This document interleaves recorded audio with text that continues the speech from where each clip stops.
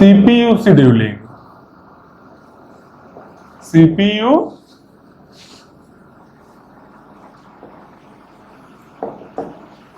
चलो CPU scheduling हम लोग देखेंगे। तो पहले जानेंगे सीपीयू शेड्यूलिंग होता कहां है। ठीक, यहां लिख दो क्या, वेयर कहां होता है भाई, ये होता है रेडी स्टेट में, रेडी स्टेट में होता है। कौन करता है, हु, कौन करता है, कौन करता है, पहले STS लिखते हैं। ठीक, STS, इसके बाद लिखते हैं इसका full form short term scheduler. करता कौन है, हु, मतलब शॉर्ट टर्म शेड्यूलर करता है। अब इसके बाद आता है कि कब करता है भाई, व्हेन। ठीक, तो कब करेगा, सीपीयू शेड्यूलिंग कब करेगा, कहां करेगा, रेडी स्टेट में करेगा। कौन करेगा, शॉर्ट टर्म शेड्यूलर करेगा। कब करेगा भाई, कब का बहुत सारा चीज है, क्या क्या चीज है। अब देखो, कब का करने के लिए जब रनिंग स्टेट से कोई प्रोसेस कंप्लीट हो जाए। सिंपल लॉजिकली सोचो, ज्यादा दिमाग नहीं लगाना है। सिंपल एक बात सोचो कि सीपीयू शेड्यूलिंग क्यों कर रहा है, रेडी से रनिंग जाने के लिए ना। तो रेडी से रनिंग कब जाएंगे, जब रनिंग स्टेट खाली होगा। जब खाली होगा तभी ना जाएंगे। तो रनिंग स्टेट जब खाली होगा तब जाएंगे, क्योंकि रनिंग स्टेट से प्रोसेस कहीं और जाएगा तब खाली होगा। तो कहां कहां रनिंग स्टेट से जा सकता है, प्रोसेस स्टेट डायग्राम में एरो याद करो। रनिंग से एक कंप्लीटेड था, कंप्लीटेड स्टेट में था रनिंग से। और कहां था रनिंग से, और रनिंग से एरो कहां गया था याद करो। और रनिंग से एरो गया था आईओ वेट में, आईओ वेट में ही गया था ना एरो, रनिंग से आईओ में गया। या फिर रनिंग से और कहां जा सकता है याद करो, प्रीएम्पशन होगा तो कहां जा सकता है, रेडी में वापस आ सकता है।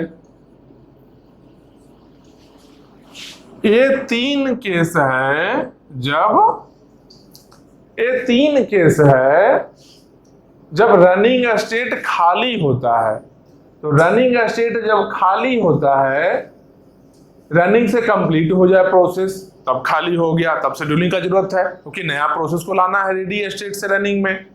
या फिर रनिंग से आईओ वेट में चला जाए तब भी खाली हो गया, तभी रेडी से रनिंग में एक प्रोसेस को लाना है। या फिर रनिंग से रेडी में चला जाए। तो जब रनिंग से रेडी में गया है, मतलब कि प्रीएम्पशन हुआ है, तब भी तो रनिंग खाली हुआ है ना। तो अब रनिंग स्टेट जब खाली हो गया है, तो यहां पर कोई नया प्रोसेस को ले जाने के लिए शेड्यूलिंग तो करना पड़ेगा। तो वही शेड्यूलिंग हो रहा है।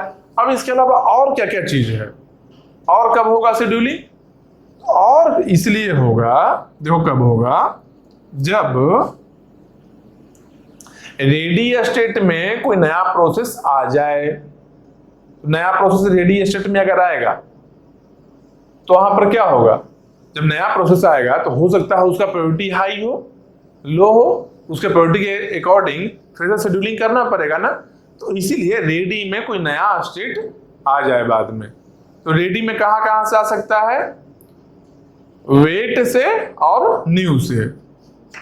तो एक तो आईओ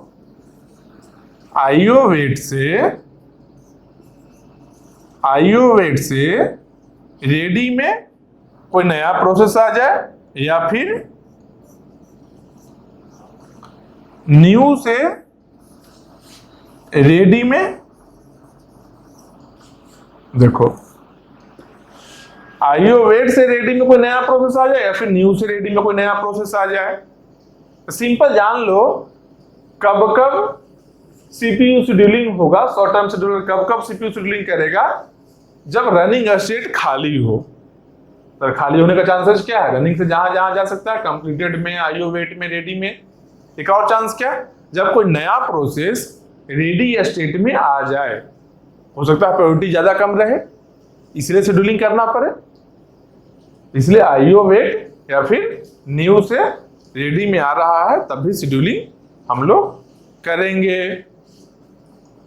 तो ये क्या हो गया, सीपीयू शेड्यूलिंग कब कब कहां कहां हो रहा है। अब इसका गोल्स ऑफ क्या है, इसका गोल क्या है एक्चुअली करने का, तो maximise CPU utilisation.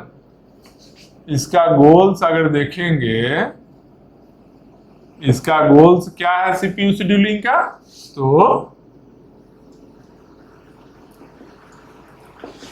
Maximise CPU utilisation. CPU utilisation को मैक्सिमाइज करना, समझ रहे हो बात। एक और गोल इसका क्या है, मिनिमाइज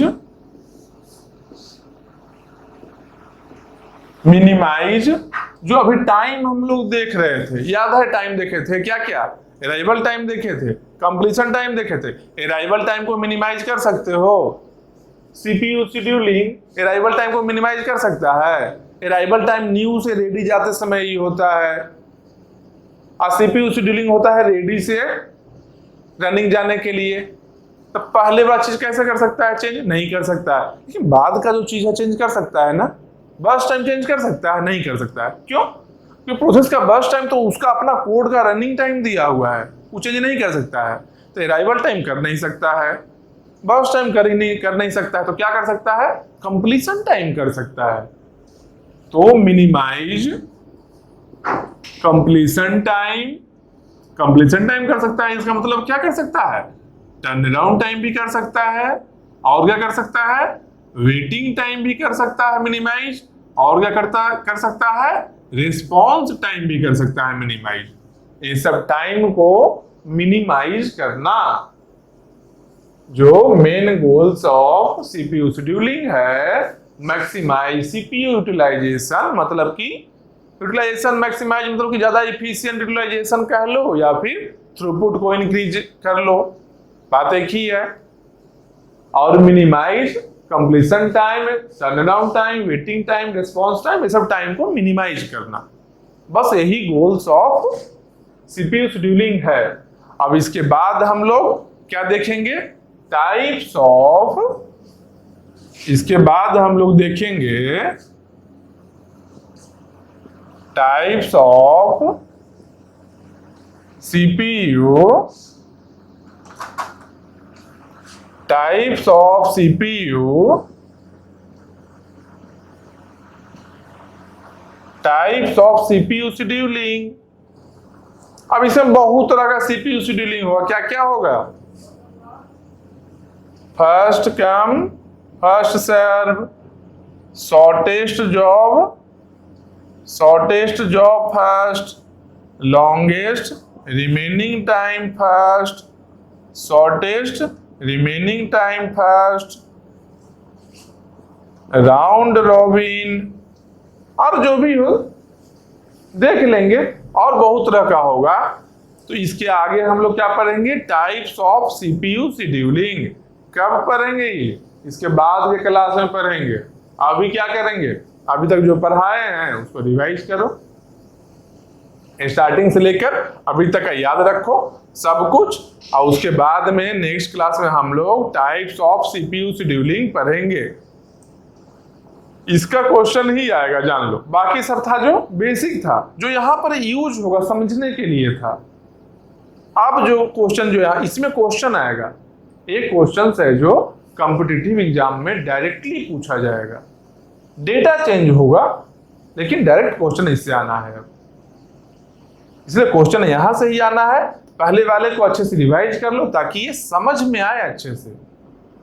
और नहीं तो क्या होगा, नहीं रिवाइज करोगे, हम बता देंगे, उस समय याद रहेगा, 2 दिन बाद भूल जाओगे, तो क्या फायदा पढ़ने का, भूल ही गए तो। इसलिए पढ़ो ऐसा कि कम से कम एग्जाम तक याद रहे यार। एग्जाम का तो भूल जाना, कॉलेज में कौन पूछने जा रहा है, भूल जाना, वहां कुछ नया सिलेबस रहे, नया चीज पढ़ना। तो इसीलिए ऐसा पढ़ो अच्छा से कि एग्जाम टाइम तो अपना बेस्ट एफर्ट देकर पढ़ो, समझो हर चीज को। Up to CPU scheduling define किए थे, ठीक। तो सीपीयू शेड्यूलिंग में क्या था, सीपीयू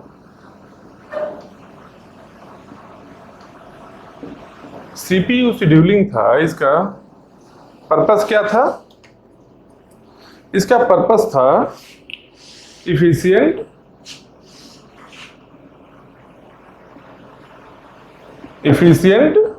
यूटिलाइजेशन, पहला गोल था सीपीयू शेड्यूलिंग का। और सेकंड क्या था, efficient utilisation means to maximise the throughput भी बोल सकते हैं। और एक और इसका गोल था क्या, टू मिनिमाइज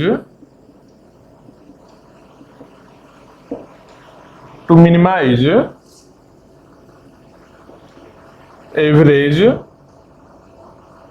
टर्नअराउंड टाइम मतलब कितना टाइम मेन मेमोरी में प्रोसेस रहा आने के बाद और कंप्लीट होने तक, टर्नअराउंड टाइम हो गया। और एवरेज वेटिंग टाइम, कितना टाइम वो वेट किया है। अगर 10 यूनिट्स टाइम वो मेन मेमोरी में रहा है और उसका बर्स्ट टाइम सीपीयू टाइम अगर 4 यूनिट्स है, मतलब कि 6 यूनिट टाइम एक्स्ट्रा रहा है, यूजलेस है उसके लिए, मतलब कि वेट कर रहा होगा कहीं ना कहीं, सीपीयू एलोकेशन के लिए वेट कर रहा होगा। तो एवरेज वेटिंग टाइम को मिनिमाइज करता है, एवरेज टर्न अराउंड टाइम को मिनिमाइज करेगा, कम करेगा। एवरेज क्यों बोल रहे हैं, क्योंकि सीपीयू शेड्यूलिंग किए क्यों थे, एक से ज्यादा प्रोसेस था ना सीपीयू सिस्टम में, तो मल्टीपल प्रोसेस को किस तरीके से किस सीक्वेंस में सीपीयू में एग्जीक्यूट करवाया जाए, पहले कौन सा प्रोसेस जाएगा, फिर उसके बाद कौन सा प्रोसेस जाएगा, कि एक बार में सीपीयू में एक ही प्रोसेस होगा, ये बात तो पक्का है। तो मल्टीपल प्रोसेस अगर है तो किस तरीके से उसको शेड्यूल किया जाए कि ज्यादा इफिशिएंट एग्जीक्यूशन हो। इसका मतलब क्या है, जो प्रोसेस जब एग्जीक्यूट कर रहा है, जब सीपीयू में आएगा तो अपना एग्जीक्यूशन कंप्लीट करेगा, एट लास्ट कंप्लीट होना ही है, सीपीयू के पास में एग्जीक्यूशन होगा उसका बस टाइम। तो एक से ज्यादा प्रोसेस जब है तो एक प्रोसेस के लिए टर्न अराउंड टाइम नहीं देखेंगे, हम लोग क्या देखेंगे, मान लो एक साथ में सिस्टम में 5 प्रोसेस है, ठीक। तो सब प्रोसेस का टर्न अराउंड टाइम को ऐड करके टोटल नंबर से डिवाइड करेंगे, मतलब कि एवरेज निकल रहा है। तो एवरेज टर्न अराउंड टाइम को मिनिमाइज करता है। वेटिंग टाइम सेम वही है, एवरेज को मिनिमाइज करता है। सेम उसी तरीके से एवरेज रिस्पांस टाइम कब है, जब सिस्टम में आया है, अराइवल टाइम हुआ है, आया है सिस्टम में, उसके बाद पहली बार सीपीयू में कब गया हो। क्योंकि हो सकता है कि सीपीयू में जाने के बाद में फिर से आईओ वेट में जा रहा हो, रेडी स्टेट में आ रहा हो, साइकिल याद है ना, स्टेट डायग्राम में, प्रोसेस स्टेट डायग्राम में क्या था, रेडी स्टेट, रनिंग स्टेट और वेट था। यहां से जा रहा था, रेडी टू रनिंग जा रहा था, तो रनिंग से रेडी में भी कुछ प्रोसेस आ रहा था जिसको प्रीइम्पशन हम लोग बोल रहे थे। एक आईओ वेट में भी जा रहा था, फिर आईओ वेट से रेडी में जा रहा है। मतलब क्या है कि एक प्रोसेस के पास में एक चांस ऐसा भी बनता है कि मल्टीपल टाइम्स वो रनिंग स्टेट में आए और एट लास्ट वो कंप्लीट करे या टर्मिनेट करे, ठीक। तो मल्टीपल टाइम्स जब आया है, तो जब पहली बार आया होगा रनिंग स्टेट में, फर्स्ट टाइम आया होगा, तो रिस्पॉन्स टाइम वही है जब फर्स्ट टाइम पहली बार वो आया है, माइनस जब वो प्रोसेस का अराइवल टाइम है, जब सिस्टम में रेडी स्टेट में वो आया पहली बार, फर्स्ट टाइम, मतलब कि प्रोसेस क्रिएट हुआ कहां से, यहां पर न्यू स्टेट था, न्यू से लॉन्ग टर्म शेड्यूलर क्या किया था, प्रोसेस क्रिएशन कर रहा था। तो देखेंगे इसको कैलकुलेशन करके हम लोग क्वेश्चन में देखेंगे। अभी फिलहाल यही जानना है कि सीपीयू शेड्यूलिंग क्या करता है, एक इफिशिएंट यूटिलाइजेशन हुआ जिससे कि थ्रूपुट को इंक्रीज करवा सकते हैं, इनडायरेक्ट मीनिंग वही है, और minimise average turn around time. Last वाले क्लास का एंड में क्या हो चुका है, मिनिमाइज टर्न अराउंड टाइम लिख दिए थे, वेटिंग टाइम और रिस्पॉन्स टाइम, जबकि एवरेज को मिनिमाइज करता है, सिंगल को नहीं, प्रिंटिंग मिस्टेक था वो, तो एक अकेले का नहीं था, एवरेज का करता है। अगर 5 प्रोसेस है या फिर मान लो 10 प्रोसेस ही है, 10 प्रोसेस को शेड्यूल कर रहे हैं, तो एवरेज को डिक्रीज करना, टर्न अराउंड हो गया, वेटिंग हो गया, रिस्पॉन्स टाइम हो गया। तो सीपीयू शेड्यूलिंग का पर्पस यही है। तो अभी क्या हम लोग देखेंगे, अब कुछ क्वेश्चंस बनाएंगे और क्वेश्चंस के थ्रू ज्यादा बेटर तरीके से समझेंगे हम लोग। तो सीपीयू शेड्यूलिंग जब हो रहा है यहाँ पर, तो शेड्यूलिंग में आखिर क्या हो रहा होगा, शेड्यूलिंग में क्या होगा, अलग अलग एल्गो है शेड्यूलिंग करने का भी। शेड्यूलिंग कहां पर कौन कर रहा है, शेड्यूलिंग हो रहा है रेडी स्टेट में, क्यों, रेडी से रनिंग में लेकर जाना है। यहां पर कौन सा शेड्यूलर काम कर रहा है, शॉर्ट टर्म शेड्यूलर। तो शॉर्ट टर्म शेड्यूलर बहुत अलग अलग एल्गो के अकॉर्डिंग शेड्यूल करता है।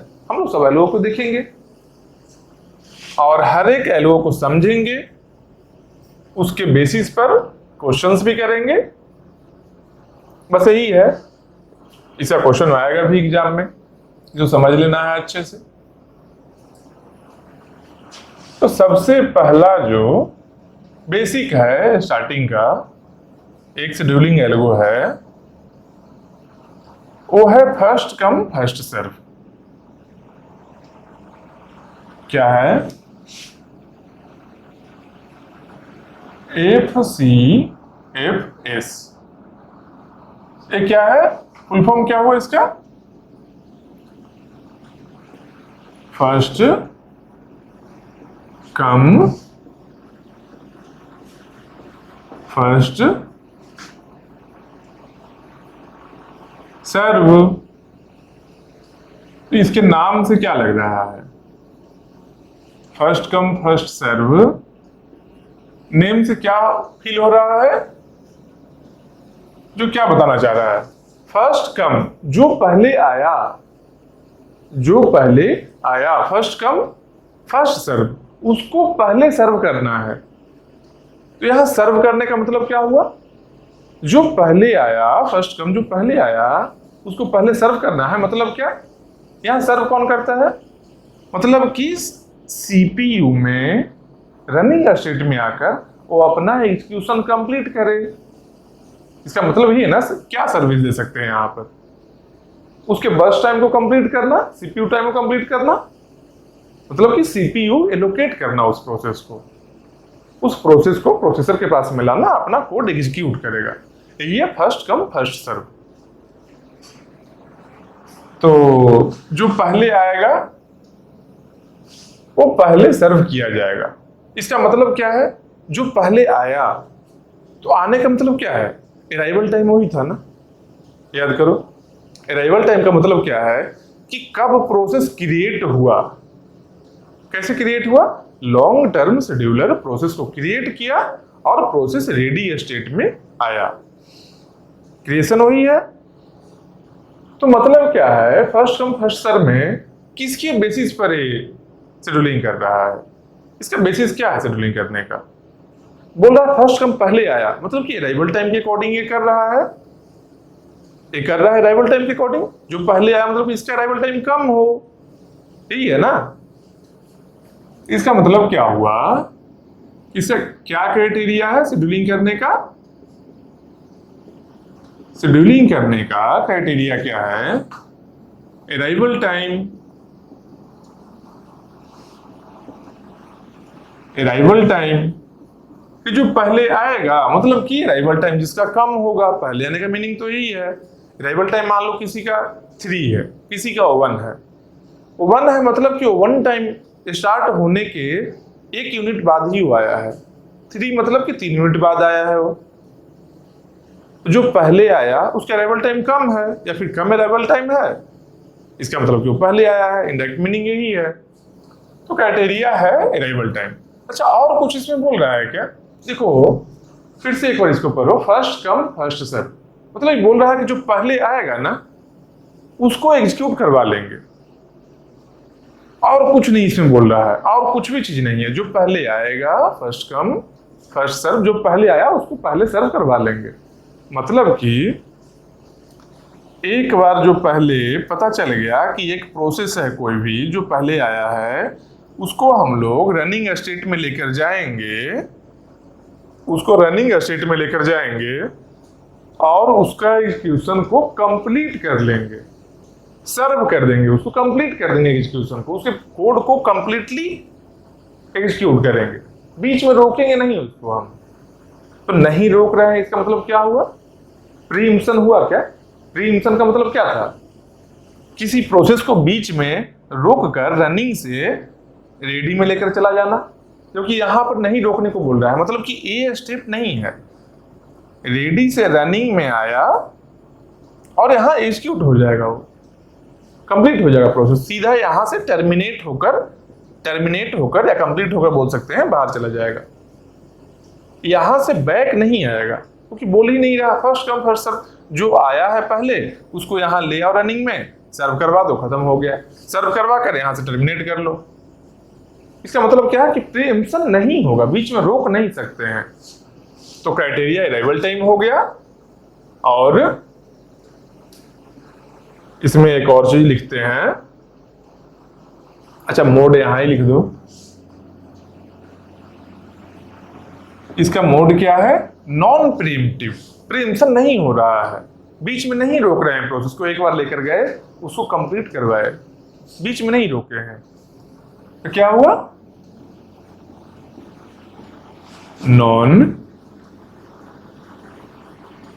नॉन प्रीएम्पशन, मतलब कि प्रीएम्पशन बीच में नहीं होगा। तो फर्स्ट कम फर्स्ट सर्व है क्या, ये तो जान लिए भाई। जो पहले आएगा पहले एग्जीक्यूट करेगा और बीच में रुकेगा नहीं हो प्रोसेस, प्रीएम्पशन बीच में नहीं होगा। एक बार रनिंग स्टेट में गया तो वो कंप्लीट होकर ही रहेगा, बीच में उसको रोकना नहीं है। चलो समझ गए। तो अभी क्वेश्चन देखते हैं इसके बेसिस पर। तो क्वेश्चन को रेड से लिखते हैं, ठीक, डिफरेंशिएट करने के लिए। ऐसे भी लाल ब्लू अच्छा लगेगा, कलरफुल लगेगा। तो चलो, अब क्वेश्चन किस फॉर्मेट में रहेगा? यहां पर क्वेश्चन का फॉर्मेट है, हो सकता है लैंग्वेज में भी दिया हो क्वेश्चन, लेकिन टेबल क्रिएट करना जरूरी है, या फिर टेबल के फॉर्म में ही दिया रहेगा क्वेश्चन। तो टेबल में क्या क्या होगा? तो देखो टेबल में क्या क्या होगा। अगर लैंग्वेज में भी दिया है फिर भी हम लोग टेबल तो क्रिएट करेंगे ही करेंगे। यहां पर क्या है? Process ID. सब प्रोसेस का एक आईडी होता है। स्टार्टिंग में बताया था जब प्रोसेस क्रिएशन होता था, कॉन्टेक्स्ट ऑफ द प्रोसेस में प्रोसेस आईडी था ना, जो सीपीयू मतलब कि ऑपरेटिंग सिस्टम असाइन करता है एक unique ID, unique identification number है जो सब प्रोसेस के पास में होगा। यही यहां पर होगा प्रोसेस आईडी, या नाम जैसा है, नेम जैसा बोल सकते हैं इसको, लेकिन यूनिक है, सब प्रोसेस के लिए अलग अलग है। एक प्रोसेस आईडी हो गया।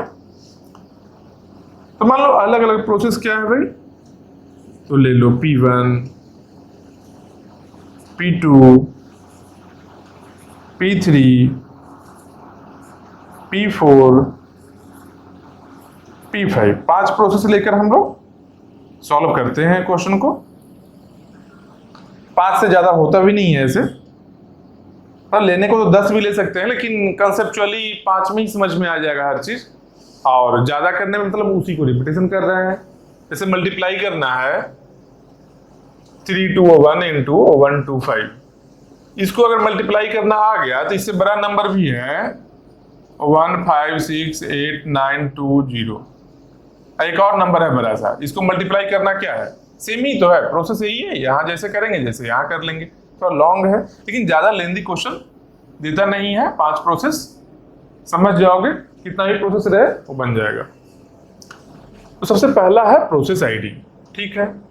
इसके बाद और क्या रहेगा टेबल में, तो जब क्राइटेरिया यहाँ पर बोल रहा है अराइवल टाइम के अकॉर्डिंग ये शेड्यूल करेगा, मतलब कि अराइवल टाइम गिवन होगा, अराइवल टाइम गिवन होगा ना, तो अराइवल टाइम गिवन होगा, इसका मतलब क्या है कि प्रोसेस आईडी है, इसके जस्ट बाद में क्या हम लोग देखेंगे, इसके जस्ट बाद में हम लोग देखेंगे अराइवल टाइम आएगा।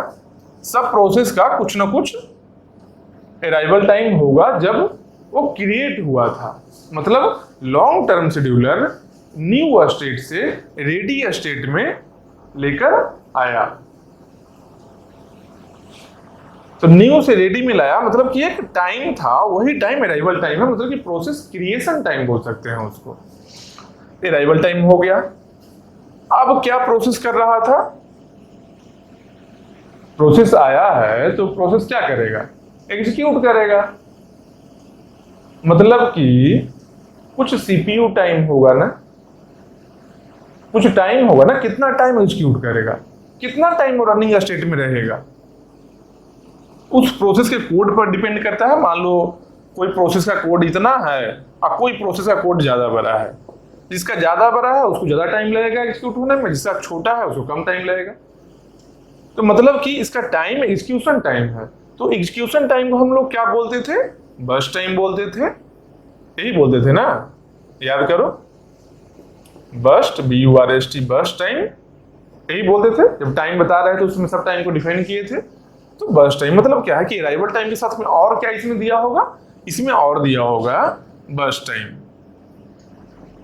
तो बर्स्ट टाइम एक है, सब आराम से कॉलम बाई कॉलम ये गिवन होगा, क्या गिवन होगा पहले वो लिखते हैं, और हम लोग को क्या फाइंड आउट करना है फिर वो लिखेंगे। तो अराइवल टाइम हो गया, बर्स्ट टाइम हो गया। अब क्राइटेरिया क्या है, अराइवल टाइम के अकॉर्डिंग शेड्यूल करेंगे और बर्स्ट टाइम मतलब एग्जीक्यूट करवाएंगे, इससे ज्यादा देने का जरूरत भी नहीं है। तो इनिशियली ये चीज दिया रहेगा। अब हम लोग को क्या करना है, तो मान लो क्वेश्चन में लिख दिया फाइंड आउट करने के लिए क्या क्या फाइंड आउट कर सकते हैं। अभी डेटा एंट्री करेंगे, इसमें क्या क्या डेटा है, फाइंड आउट क्या क्या कर सकते हैं। तो यहां पर मान लो लिखते हैं, ठीक, यहां लिखते हैं find average completion time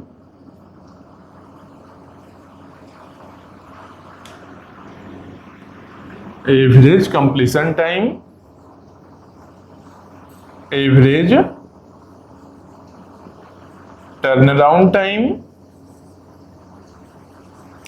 average waiting time, और क्या, एवरेज रेस्पॉन्स टाइम। ये 4 वैरायटी को फाइंड आउट करना है, ठीक। क्या क्या है भाई, कंप्लीशन टाइम है, मतलब कि प्रोसेस कब कंप्लीट किया अपना एग्जीक्यूशन, ठीक। तो यहां क्या लिखेंगे, कंप्लीशन टाइम। ये क्वेश्चन में दिया रहेगा क्या, नहीं, क्वेश्चन में एक कॉलम ब्लैंक होगा, इस कॉलम को हम लोग फाइंड आउट करेंगे।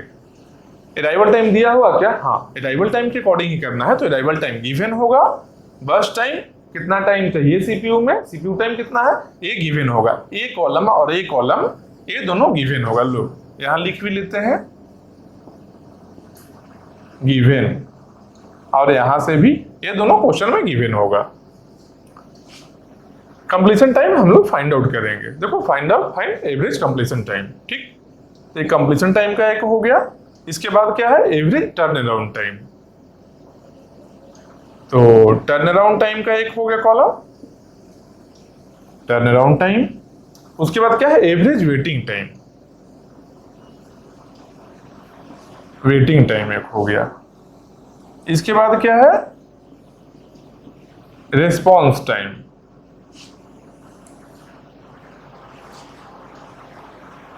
ये इतना तरह का टाइम क्वेश्चन में आएगा। अब बोलो तो सब क्वेश्चन में सब कुछ फाइंड आउट करना होगा क्या? कोई जरूरी नहीं है। हो सकता है केवल पूछ दे एवरेज टर्न अराउंड टाइम पूछा, एवरेज वेटिंग टाइम पूछा, कुछ भी पूछा हो। लेकिन एक यहाँ पर बात ऐसा है, जो टर्न अराउंड टाइम को फाइंड आउट करने के लिए कंप्लीशन टाइम जरूरी है।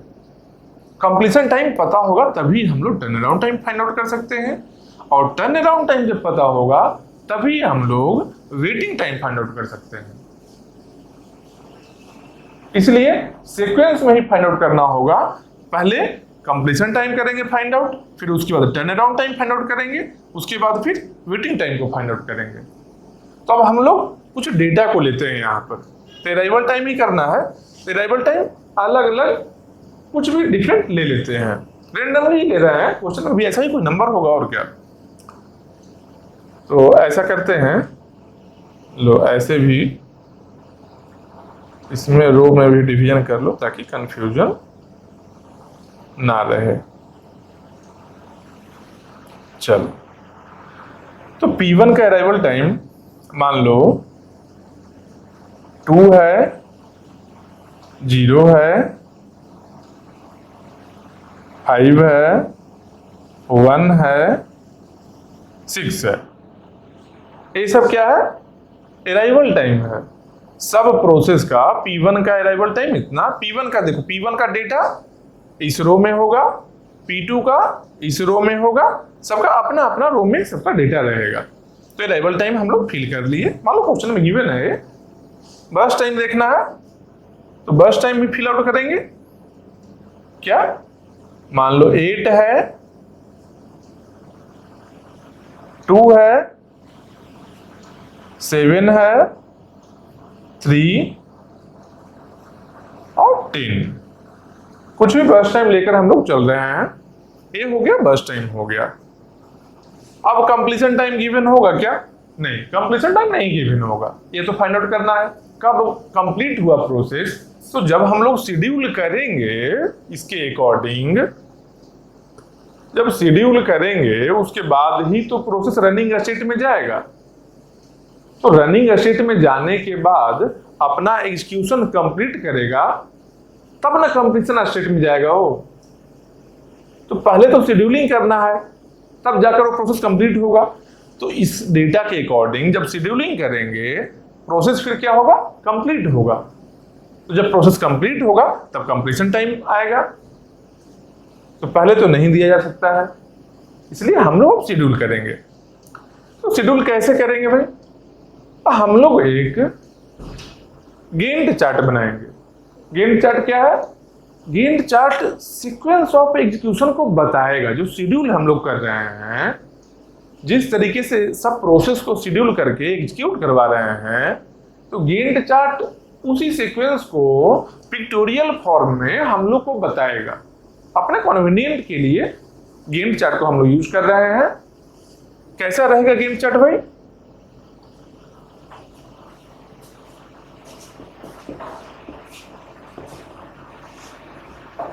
गैंट चार्ट, गैंट चार्ट होगा कैसा? इस तरीके का गैंट चार्ट, इस तरीके का है। तो क्या क्या इसमें है? मान लो इसको 0 टाइम से हम लोग स्टार्ट कर दिए। 0 मतलब यहां लिखिए, मतलब क्या कि अभी टाइम जब हम लोग सिस्टम को ऑन किए हैं, तब सिस्टम स्टार्ट हुआ है, तो इनिशियल टाइम हम लोग 0 से स्टार्ट किए हैं सिस्टम को। ठीक, तो 0 से स्टार्ट किए हैं, उसके बाद में हम लोग अपना शेड्यूलिंग करना शुरू करेंगे इसके according, first come first serve. और इससे हम लोग गैंट चार्ट बनाएंगे। देखो कैसे बनाएंगे। 0 में जब हम लोग स्टार्ट किए सिस्टम को, तो देखेंगे क्या कि ऐसा कोई प्रोसेस है क्या इस टाइम में अवेलेबल एग्जीक्यूट करने के लिए। देखो 0 टाइम में कोई है क्या? यहाँ पर देखो अराइवल टाइम 0 टाइम में कोई आया है क्या? देखो, क्योंकि यहाँ क्राइटेरिया अराइवल टाइम के अकॉर्डिंग करना है, तो अराइवल टाइम सबका चेक करेंगे। 0 टाइम में कोई है क्या? ये देखो P1 0 में है, नहीं है। P2 0 में है, हाँ है। P3 नहीं है क्योंकि 5 है, 0 पर तो नहीं आया, 5 में आया है। P4 1 में आया है, 0 पर नहीं आया, P5 भी नहीं आया है, मतलब 0 में एक ही केवल है, P2 ही है, एक है, कोई दिक्कत नहीं है। तो P2 को यहां लाकर क्या करेंगे हम लोग, P2 को यहां लाकर हम लोग एग्जीक्यूट किए। यहां लिखने का मतलब है कि सीपीयू में चला गया P2, रेडी स्टेट से रनिंग स्टेट में चला गया। यहां पर लिखने का मतलब यही है। गेंट चार्ट में अगर किसी प्रोसेस को लिख दिए हम लोग, मतलब कि वो रनिंग स्टेट में चला गया है। तो P2 लिखिए। अब ये क्वेश्चन क्या करोगे कि अच्छा 0 में P2 केवल था तो P2 यहां लिख दिए। मान लीजिए P3 भी रहता 0, यहां पर भी अगर P5 की जगह पर 0 होता, तब 2 0 है, तो क्या दोनों को एक साथ में लिख लेते हैं यहां? क्या नहीं, क्यों नहीं लिख सकते हैं? क्योंकि हम लोग को पता है कि गेम चार्ट क्या बता रहा है, रनिंग स्टेट को बता रहा है। तो जब रनिंग स्टेट को बता रहा है, हम लोग को एक चीज पता है कि रनिंग स्टेट में एक टाइम में एक ही प्रोसेस रहेगा, क्योंकि रनिंग स्टेट क्या है, प्रोसेसर है, सीपीयू है। सीपीयू एक टाइम में, किसी भी पर्टिकुलर टाइम में एक ही प्रोसेस को एग्जीक्यूट करता है, यही है ना। तो यहां पर तो एक ही प्रोसेस को लेकर आना है, लेकिन मान लो अगर दो प्रोसेस का अराइवल टाइम 0 हो, तब क्या करेंगे भाई, दोनों का टाइम 0 है। तो जब प्रोसेस को यहां लाना चाहते हैं और क्राइटेरिया है अराइवल टाइम, अगर दो प्रोसेस का अराइवल टाइम अगर सेम हो जाए, उस केस में हम लोग जिसका प्रोसेस आईडी मिनिमम होगा उसको यहां पर शेड्यूल करेंगे। मतलब कि P2 और P3 दोनों ही अगर 0 रहता तो प्रोसेस आईडी दोनों का देखेंगे। अब तो अराइवल टाइम दोनों का सेम है, इसके अकॉर्डिंग यहां नहीं लेकर जा सकते हैं, तो क्या करेंगे, दोनों का प्रोसेस आईडी को देखेंगे। यहाँ 2 है, यहाँ 3 है, कम कौन सा है, 2 वाला कम है, तो कम 2 वाला है, इसका मतलब कि P2 को लिखेंगे। अगर मान लो P2 और P1 दोनों 0 रहता तो क्या होता उस केस में, मान लो P3 P2 P1 तीनों ही 0 है, तो क्या होता, तीनों 0 है, लेकर तो एक को ही जाना है, तो जिसका प्रोसेस आईडी कम होगा उसको लेकर जाएंगे। तो P1 P2 P3 में किसका प्रोसेस आईडी कम है, P1 है, 1 है यहाँ पर। तो अगर अराइवल टाइम सेम रहे तो मिनिमम प्रोसेस आईडी को प्रेफरेंस दिया जाएगा। ठीक, यहां पर लिख भी लेते हैं, if arrival time is same then schedule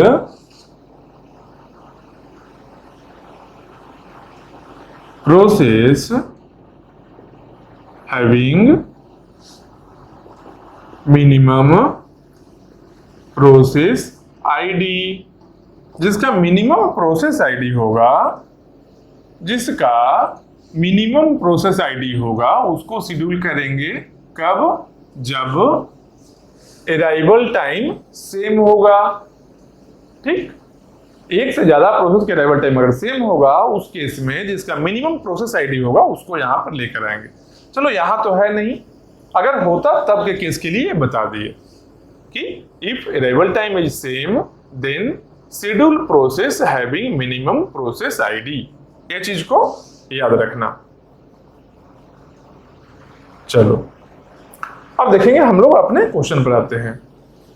तो P2 को यहां लेकर चले आए, P2 का अराइवल टाइम 0 पर हम लोग चेक किए, देखो 0 यहां पर थे, 0 पर चेक किए, P2 है, P2 का अराइवल टाइम 0 है, इसको लेकर हम लोग चले आए।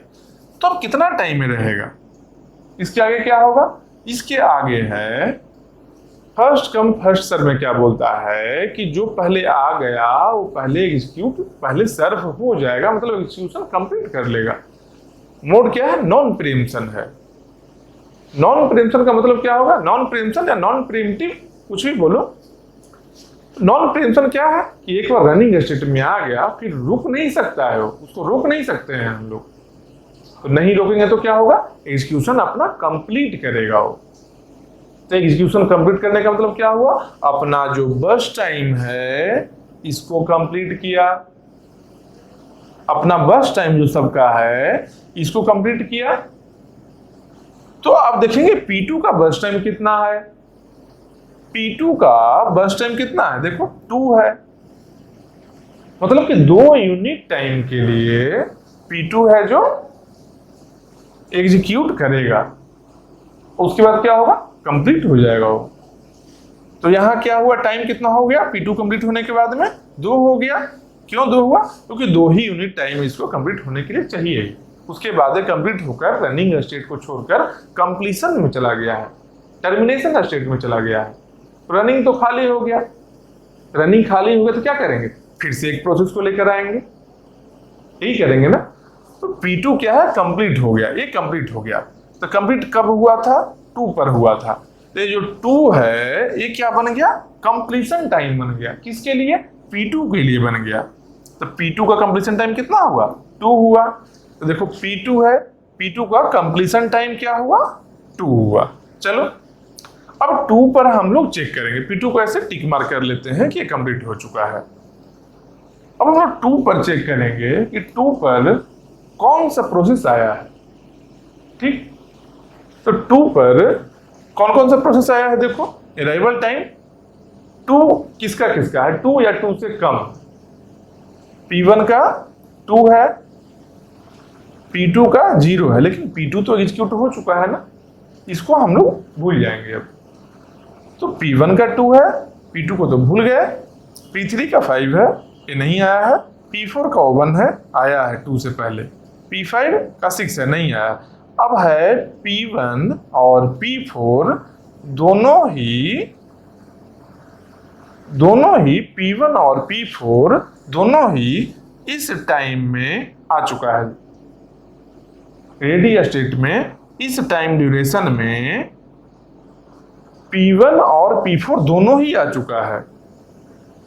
तो भाई दोनों ही जब अवेलेबल है तो यहां पर किसको लाएंगे, यहां तो एक ही ला सकते हैं हम लोग, तो यहां किसको लाएंगे, तो जिसका अराइवल टाइम कम होगा, जिसका अराइवल टाइम कम होगा उसी को लेकर आएंगे ना। तो देखो P1 और P4 में अराइवल टाइम कम किसका है, P1 का 2 है, P4 का 1 है। तो कम कौन हुआ, यहाँ 2 है यहाँ 1 है, कम कौन हुआ, यही कम हुआ 1 वाला, मतलब कि P4 को लेकर आएंगे, कम यही है ना। तो P4 को यहां पर लेकर आए, P4 आ गया यहां पर। अब P4 क्या करेगा, तो यहां क्या हम लोग देख रहे थे कि एक बार जो प्रोसेस आ जाता है वो कंप्लीट होकर ही जाता है, बीच में रुकता नहीं है। तो कंप्लीट होने का मतलब क्या है कि अपना बर्स्ट टाइम कंप्लीट करता है। तो P4 का बर्स्ट टाइम कितना है, 3 है। मतलब कि P4 का बर्स्ट टाइम जब 3 है तो 3 यूनिट टाइम के लिए रन करेगा P4। तो 2 में आया है, 3 टाइम के लिए रन करेगा, तो 2 में 3 और ऐड कर देंगे, टाइम उतना ही हुआ ना। अगर 2 बजा है अभी और 3 घंटा का काम है अगर हमको, तो काम कब कंप्लीट होगा, तो 2 बजा है, 3 घंटा का काम है, तो 3 ऐड करेंगे 2 में, तो 5 घंटा, मतलब कि 5 बजे हम लोग का काम खत्म हो जाएगा। वही चीज है यहाँ पर, टाइम 2 हुआ है, 3 यूनिट टाइम के लिए रन करेगा। क्यों रन करेगा 3 यूनिट टाइम के लिए, क्योंकि P4 का बर्स्ट टाइम 3 है, तो 3 यूनिट के लिए रन करेगा। तो 2 प्लस और 3 कितना बन गया, ये बन गया 5। मतलब कि P4 कब कंप्लीट हुआ है, P4 कंप्लीट हुआ है जब यूनिट टाइम 5 था। तो P4 का कंप्लीशन टाइम कितना हुआ, 5 हुआ। तो P4 का कंप्लीशन टाइम कितना हुआ, 5 हुआ।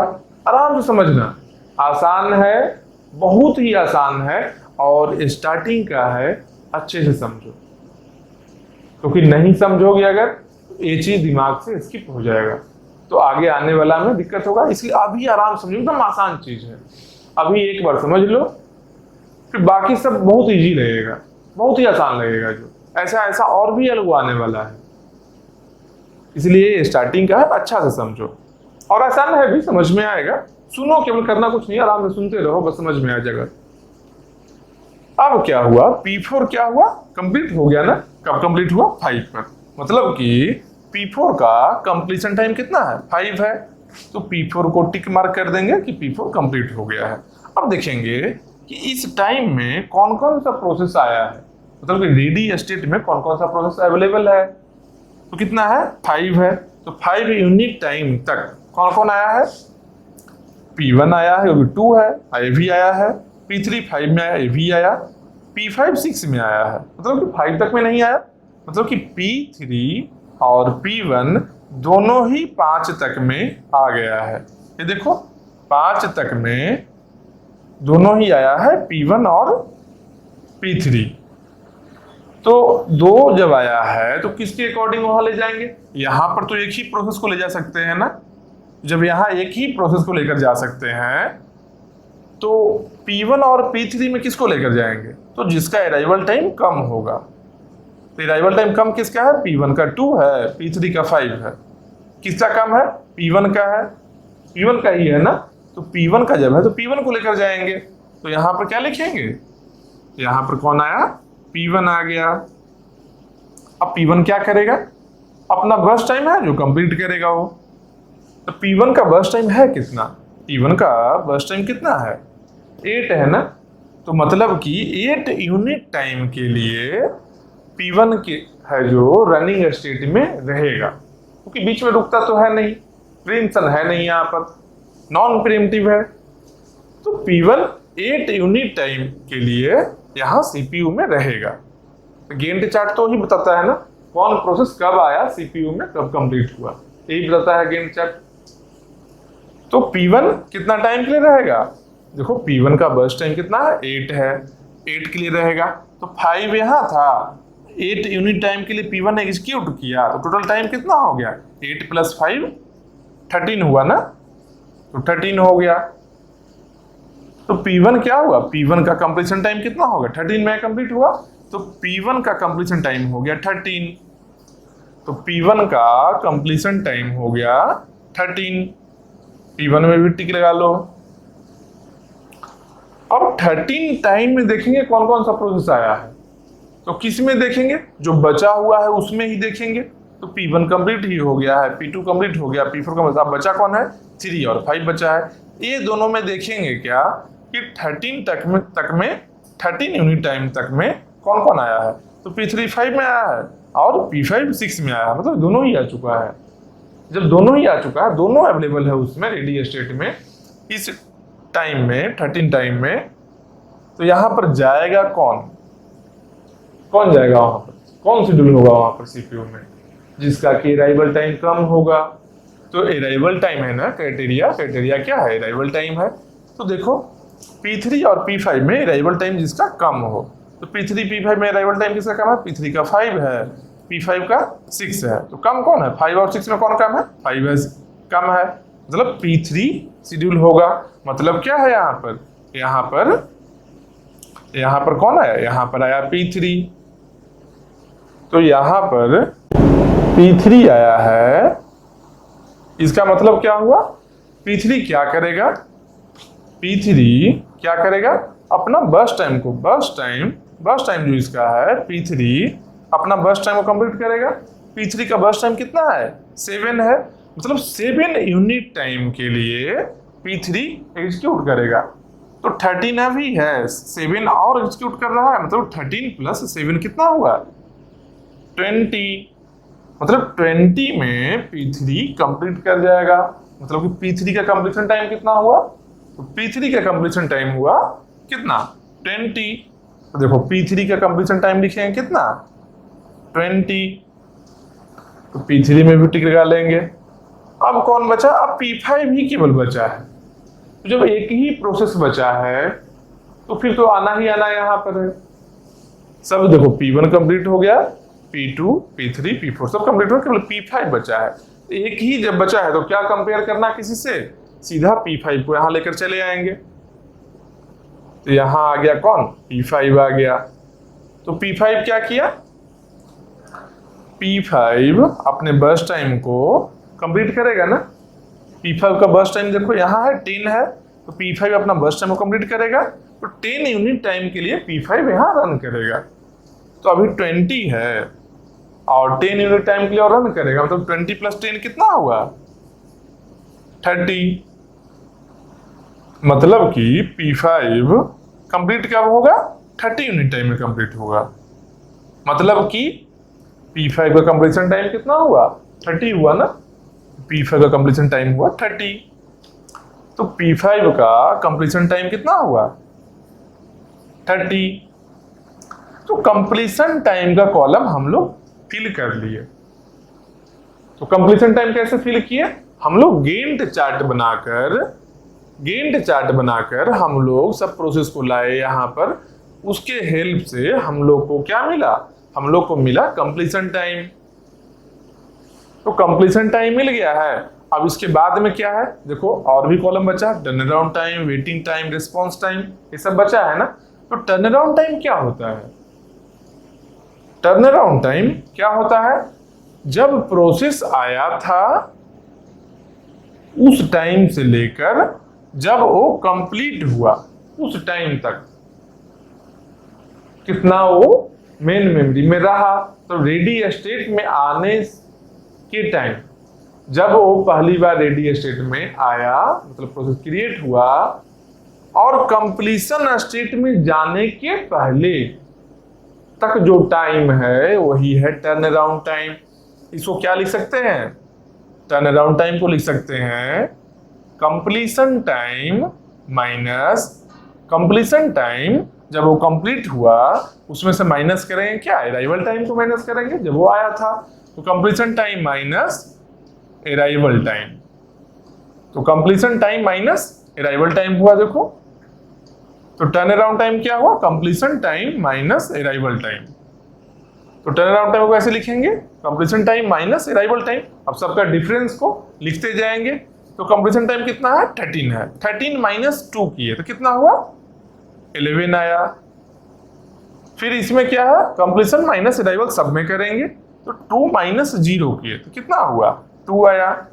यहाँ पर क्या है 20 - 5 किए तो कितना आया 15 आया। यहाँ पर क्या किए 5 - 1 किए, 5 - 1 किए तो यहाँ पर क्या आया 4 आया। 5 - 1 किए तो टर्न अराउंड टाइम 4 आया। इसके बाद और क्या किए 30 - 6 किए, तो 30 - 6 करने का क्या मतलब हुआ 24।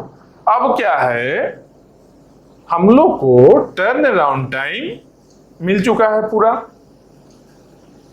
टर्न अराउंड टाइम मिल चुका है ना, कंप्लीशन टाइम मिल चुका है। अब हम लोग एक देखेंगे क्या, वेटिंग टाइम को देखेंगे। तो वेटिंग टाइम को देखने के लिए क्या करेंगे, वेटिंग टाइम का मतलब क्या है, तो वेटिंग टाइम का मतलब क्या है टर्न अराउंड टाइम जितना देर वो रहा सिस्टम में प्रोसेस माइनस जो काम हुआ है उस प्रोसेस के लिए। काम क्या हुआ है, बर्स्ट टाइम कंप्लीट किया अपना, बर्स्ट टाइम मतलब कि सीपीयू टाइम कंप्लीट किया ना। तो टर्न अराउंड टाइम सिस्टम में जितना टाइम रहा है उसमें से अगर उसके काम के टाइम को हटा दिया जाए तो वेटिंग टाइम बच जाता है कि इंतजार कर रहा था वो सीपीयू में जाने के लिए। तो सीपीयू में जाने के लिए इंतजार कर रहा है, मतलब क्या है कि वेटिंग टाइम क्या हो गया, वेटिंग टाइम हो गया turn around time minus turn around time minus burst time. Burst time है जो इसके काम का, सीपीयू का काम का है, एग्जीक्यूशन है इसका, और turn around time total system में रहा है। तो वेटिंग टाइम क्या हुआ turn around time minus burst time. तो turn around time minus burst time, ये देखो turn around time minus burst time. तो turn around time minus burst time तो कितना है 11 है ना। तो 11 - 8 कितना हुआ 11 - 8 3 हुआ। फिर करो यहां पर turn around time minus burst time, 2 - 2 0 हुआ। देखो इसका 0 क्यों आ रहा है, P2 का 0 क्यों आया, क्योंकि P2 0 टाइम में आया था, 0 टाइम में ही यहां पर सीपीयू में आ चुका है, 0 टाइम में आया, मतलब कि इसको इंतजार नहीं करना पड़ा। और ये क्या है 2 में आया था, 2 टाइम में आया था P1, यहां पर कब आया है 5 में आया है। P1 आया 2 में आया है, अराइवल 2 में है इसका, और CPU मिला है 5 में, तो डिफरेंस कितना हुआ? 3 यूनिट टाइम के लिए इंतजार करना पड़ा ना। तो वेटिंग टाइम देखो यहाँ 3 है। वेटिंग का मतलब ये इंतजार कितना किया है। तो ऐसे कैलकुलेशन के लिए टर्न अराउंड टाइम माइनस बस टाइम सीधा सीधा करेंगे। तो टर्न अराउंड टाइम कितना यहाँ पर है? 15, बस टाइम 7। 15 माइनस 7 कितना हुआ? 8 हो गया। फिर 4 माइनस 3 कितना हुआ? 1 हो गया। फिर यहां पर क्या है? 24 माइनस 10 कितना हुआ? 14 हो गया। इसके बाद आता है रिस्पॉन्स टाइम का। तो रिस्पॉन्स टाइम का क्या मतलब है? रिस्पॉन्स टाइम का मतलब क्या है कि पहला रिस्पॉन्स कब मिला, पहली बार वो सीपीयू में कब आया, माइनस उसका अराइवल टाइम। ये एक्चुअली रेडी स्टेट में कब आया था और पहली बार रनिंग स्टेट में कब आया। तो देखो P1 पहली बार कब आया है सीपीयू में? 5 पर आया है। 13 में कंप्लीट हो गया है, 13 में कंप्लीट हो गया है P1, लेकिन आया कब है? 5 पर आया है। तो 5 पर जब पहली बार आया है सीपीयू में, तो 5 माइनस P1 का अराइवल टाइम 2, तो 5 माइनस 2 कितना हुआ? 3 हो गया ना। सेम वैसे देखो P2 का एक बार और देखो, P2 के लिए देखेंगे। P2 कब आया है? यहाँ पर 0 पर आया है। देखो 0 पर पहली बार आया और उसका अराइवल टाइम कितना है? 0 ही है। मतलब कि 0 माइनस 0, ए वाले ये इससे इसमें से ये अराइवल टाइम को माइनस करना है, तो 0 माइनस 0 कितना हुआ? 0 ही हुआ। फिर P3 को देखेंगे। P3 देखो कहाँ है? P3 यहाँ है। P3 कब आया है? गेम चार्ट में रहने का मतलब क्या है कि सीपीयू में पहली बार आया। तो P3 कब आया है? 13 पर आया है ना। तो P3 जब 13 पर आया है, तो 13 माइनस P3 का अराइवल टाइम, तो 13 माइनस P3 का अराइवल टाइम क्या है? 5 है। तो 13 माइनस 5 कितना हो गया? 8 हो गया। तो 13 माइनस 5 8 हो गया। फिर उसके बाद क्या देखेंगे? उसके बाद देखो P4 के लिए एक बार और देखो। P4 के लिए देखेंगे क्या कि P4 कब आया? देखो P4 यहाँ पर है। P4 पहली बार कब आया है? 2 पर आया है।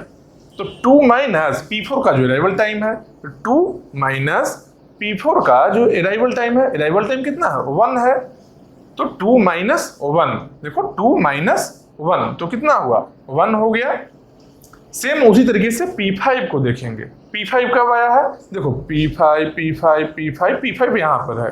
कब आया था पहली बार? देखो यहाँ से स्टार्ट होता है, यहाँ से एग्जीक्यूशन स्टार्ट होता है किसी प्रोसेस का। देखो P1 है, P1 का यहाँ से स्टार्ट हुआ है, यहाँ तक में कंप्लीट हो गया है, ये 13 में कंप्लीट हुआ है। तो P5 कब आया है? आया स्टार्ट कब हुआ भाई?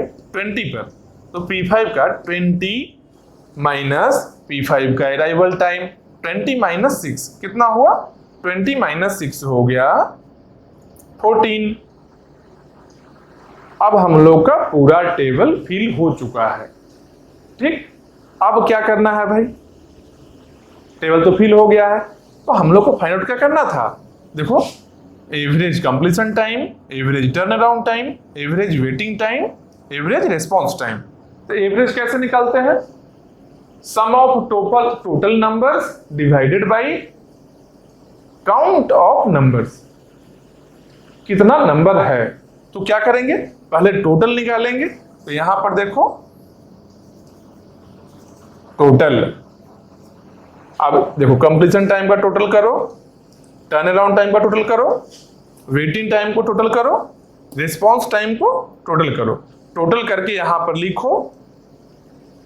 अब टोटल हम ना करेंगे, टोटल तो करना पड़ेगा तुम्ही को, कुछ नहीं है, नंबर है, टोटल करो और टोटल करके लिखो। उसके बाद डिवाइड करके आगे का कुछ नहीं है, टोटल इसका टोटल करेंगे डिवाइडेड बाई कितना होगा? कितना प्रोसेस है? P1 P2 P3 P4 P5, total number of 5 process है। तब इसका टोटल करके यहाँ पर डिवाइडेड बाई जब 5 करेंगे तो एवरेज कंप्लीशन टाइम निकल गया। सेम वैसे ही टर्न अराउंड टाइम में क्या है कि सबको टोटल कर लेंगे, डिवाइड बाई 5 करेंगे तो एवरेज टर्न अराउंड टाइम निकल गया। वेटिंग टाइम में भी टोटल करेंगे, डिवाइड बाई 5 करेंगे, एवरेज वेटिंग टाइम निकल गया। रिस्पॉन्स टाइम में भी सबको टोटल करेंगे, डिवाइड बाई 5 करेंगे, एवरेज रिस्पॉन्स टाइम निकल गया। यही तो फाइंड आउट करना था हम लोग को। ठीक, तो इसको एक बार करो और फिर नेक्स्ट क्वेश्चन करवाते हैं। अच्छा, तो टोटल हो गया, चलो हम भी करते हैं एक बार। 3 2 5 5 10 0 1 आया, 3 1 4 2 6 1 7 70। अच्छा, 70 साइड में थोड़ा लिखते हैं। ठीक, 70 ही है ना, 70 को थोड़ा सा और साइड में करते हैं, छोटा में 70 डिवाइडेड बाई 5, तो डेसिमल में शायद आएगा। अच्छा, सबको ऐड कर लेते हैं पहले, छोड़ो। 2 1 3 5 8 4 12 4 16 6। अच्छा, इस साइड में लिखते हैं, ब्रैकेट डिवीजन का भी लिख लें। 6 2 1 3 4 5 56 डिवाइडेड बाई 5। सेम वैसे ही इसका 8 9 4 13 3 16 6 और 2 26 बाई 5। 5 क्यों डिवाइड कर रहा है? एवरेज फाइंड आउट करना है, 5 नंबर को जोड़ रहे हैं हम लोग, 5 प्रोसेस है। रिस्पॉन्स टाइम के लिए भी सेम ही है, यहाँ पर जो वेटिंग टाइम है ना, वही रिस्पॉन्स टाइम भी है। देखो एक चीज, रिस्पॉन्स टाइम और वेटिंग टाइम दोनों ही सेम है। बोलो क्यों सेम है? इसलिए सेम है कि एक चीज नोटिस करो कि किसी एक प्रोसेस को लो, किसी एक को, P1 P2 P3 P4 P5, किसी एक को रेंडमली, मान लो P3 को लेते हैं। P3 देखो, P3 यहाँ पर है, और कहीं है क्या P3? एक ही जगह है ना, P3 एक ही जगह है। अगर दो अलग अलग जगह P3 होता, मान लो यहाँ भी P3 होता, यहाँ भी P3 होता, तो इसका पहला रिस्पॉन्स के लिए यहाँ का P3 का टाइम लेते, यहाँ पर P3 का एक टाइम नहीं लेते। समझ रहे हो बात? दो अलग अलग जगह अगर P3 होता, तब पहला बार जब P3 आया उसका टाइम लेते, जबकि यहाँ पर तो एक बार आता है, कंप्लीट कर लेता है। दो अलग जगह होने का मतलब क्या था कि प्री इम्पसन होता, मतलब एक बार P3 आया, शेड्यूल हुआ, फिर P3 को रोक दिया गया, फिर बाद में कभी P3 आया है रनिंग स्टेट में। तो जब प्री इम्पसन होगा उसमें रिस्पॉन्स टाइम डिफरेंट हो सकता है वेटिंग टाइम से। ठीक, मोस्ट प्रोबेबली होगा ही, रिस्पॉन्स टाइम डिफरेंट होगा, लेकिन नॉन प्रीएम्प्टिव के लिए रिस्पॉन्स टाइम और वेटिंग टाइम सेम ही होगा। अच्छा, लिख लेंगे, यहां पर लिख देंगे, इसको भी ऐड करो, कितना हो? 26/5 26/5। सबका जो भी डेसिमल वैल्यू हो फाइंड आउट कर लेना। यही सबका average, completion time, turn around time, waiting time और रिस्पॉन्स टाइम हुआ। तो यहां पर एक और चीज लिख लो, क्या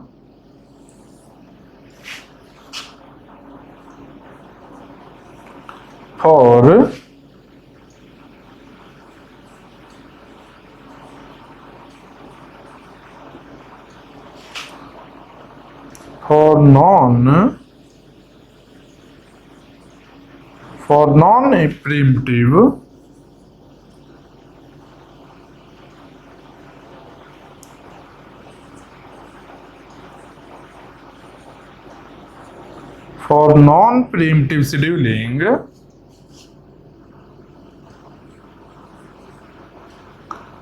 waiting time and response time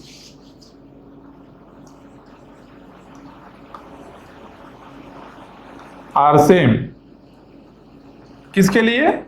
for non preemptive scheduling waiting time and response time are same. एक और क्या? For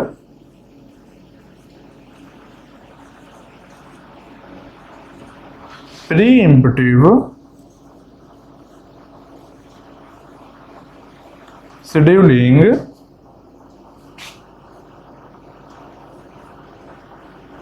response time is different. Response time is different from waiting time। यहां ही लिख लो।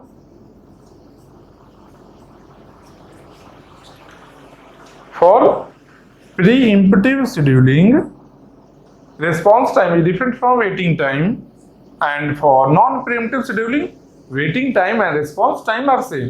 दोनों टाइम सेम होगा। इसका मतलब क्या है कि नॉन प्रीएम्प्टिव शेड्यूलिंग के लिए रिस्पॉन्स टाइम का कोई मतलब नहीं है, क्योंकि जो वेटिंग टाइम वही रिस्पॉन्स टाइम भी है। समझ रहे हो? तो रिस्पॉन्स टाइम का एक्चुअल मतलब कहां पर होगा? जब प्री इंप्शन रहे। मल्टीपल टाइम्स जब प्रोसेस गेंट चार्ट में आएगा उस समय रिस्पॉन्स टाइम को हम लोग देखेंगे और इसका यूज है। लेकिन अब कब आएगा मल्टीपल टाइम्स? गेंट चार्ट का मतलब क्या है? गेंट चार्ट में जो आने का मतलब क्या है? रनिंग स्टेट में जाना। रनिंग स्टेट का ही तो है गेंट चार्ट। सीपीयू एलोकेशन ही तो बता रहा है किस टाइम में सीपीयू किस प्रोसेस को सर्व कर रहा था। गेंट चार्ट तो यही बता रहा है। चार्ट यही है ना कि इस टाइम में P2 के पास में सीपीयू था, इस टाइम में P4 के पास में था, इस टाइम में P1 के पास में, सब अपना अपना टाइम में जिसके पास सीपीयू है। तो मल्टीपल टाइम्स अगर कोई प्रोसेस आया हुआ है मतलब कि एक बार में वो कंप्लीट नहीं हुआ तभी तो दूसरी बार आया। दूसरी बार जब गेंट चार्ट में कोई आ गया प्रोसेस मतलब क्या है कि एक बार में वो कंप्लीट नहीं हुआ था। अब चाहे जिस भी वजह से हो, प्रीएम्प्शन हो गया हो या आईओ वेट में चला गया हो, कुछ भी रीजन हो, लेकिन एक बार में नहीं कंप्लीट हुआ तभी दूसरी बार आया है।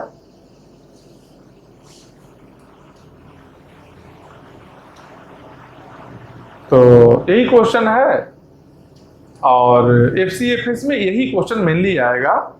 और कुछ अगर मिसिंग लग रहा हो, ऐसा लग रहा हो कि नहीं समझ में आया है, एक बार और देखना है इस क्वेश्चन को, इसी को देख लेना। एक और क्वेश्चन भी अगर बताते हैं तो बात सेम ही है, कंसेप्ट सेम है, इसमें कुछ ज्यादा लॉजिकल इतना है नहीं। जो है जो यहाँ पर बोले हैं वही अगले क्वेश्चन में भी बोलेंगे। इससे बेटर है इसको ही देख लो एक बार और, अगर नहीं समझ में आया कुछ तो।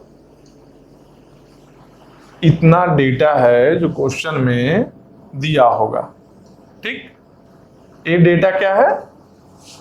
ये डेटा क्वेश्चन में गिवन होगा और इतना चीज क्या करना होगा? फाइंड आउट करना होगा। कैसे फाइंड आउट करेंगे? इसके अकॉर्डिंग हम लोग गेंट चार्ट को बनाएंगे और गेंट चार्ट को देखकर हम लोग टेबल को फिल करेंगे। पहले कंप्लीशन टाइम को फिल करेंगे, फिर turn around time, waiting time, response time का जरूरत है रिस्पॉन्स टाइम, फिर सबको ऐड करके डिवाइडेड बाई टोटल नंबर करेंगे। जो भी डेसिमल में आए भी कोई दिक्कत नहीं है, डेसिमल में आएगा एवरेज, सबका एवरेज टाइम निकाल लिए बस। तो मेनली यही क्वेश्चन है एफसीएफएस का।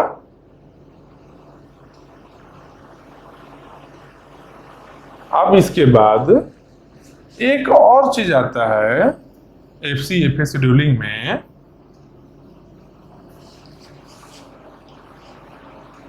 एक कॉन्वे इफेक्ट होता है। कॉन्वे इफेक्ट एक होता है एफसीएफएस शेड्यूलिंग में। उसके अकॉर्डिंग ये क्वेश्चन देखते हैं कि आखिर इफेक्ट है क्या, क्वेश्चन के थ्रू हम लोग समझेंगे। तो इफेक्ट एक्चुअली है उसमें क्या चीज, जो कभी कभी ऐसा होता है कि कुछ दो तरह का प्रोसेस होगा, सीपीयू बाउंड और आईओ बाउंड। सीपीयू बाउंड का मतलब क्या है कि जो ज्यादा टाइम तक सीपीयू में रहे, मतलब जिसका बर्स्ट टाइम ज्यादा हो। और आईओ बाउंड का मतलब क्या है कि अपना ज्यादा टाइम आईओ करने में वो बिता रहा हो। तो अगर इनिशियल प्रोसेस, जैसे यहां बहुत सारा प्रोसेस है ना, गेंट चार्ट में फिर प्रोसेस आया था, तो जब गेंट चार्ट में स्टार्टिंग में सीपीयू बाउंड प्रोसेस आ जाता है और followed by IO bound process रहता है, तब average turn around time, average waiting time में बहुत का डिफरेंस क्रिएट होता है। फिर से एक बार बोलते हैं, सुनना आराम से, दिमाग नहीं लगाना, आसान चीज है, सुनना है। हम क्या बोले कि जब कभी ऐसा होता है कि एक CPU bound process IO bound process के पहले आ जाता है, तब उसके ऑर्डर को चेंज होने पर, उसके ऑर्डर को चेंज होने पर एवरेज टर्न अराउंड टाइम में बहुत का चेंजिंग आता है। अब कैसे जो समझे, क्वेश्चन देखेंगे समझ में आ जाएगा हम क्या बोलना चाह रहे हैं। चलो एक फिर से क्वेश्चन बनाते हैं हम लोग कॉनवे इफेक्ट को समझने के लिए। क्या यहां पर था, प्रोसेस आईडी, फिर क्या है, अराइवल टाइम रहता था, फिर क्या है, बर्स्ट टाइम होता था, फिर क्या था, कंप्लीशन टाइम होता था, फिर टर्न अराउंड टाइम हुआ, फिर वेटिंग टाइम हुआ। ठीक, रेस्पॉन्स टाइम तो सेम ही था, P1, P2, P3, P4, ये चार प्रोसेस का मान लो हम लोग शेड्यूलिंग करते हैं। ठीक, चार प्रोसेस को लेकर हम लोग ऑब्जर्व करेंगे कॉनवे इफेक्ट है क्या एक्चुअली। यहां पर लिख लेते हैं,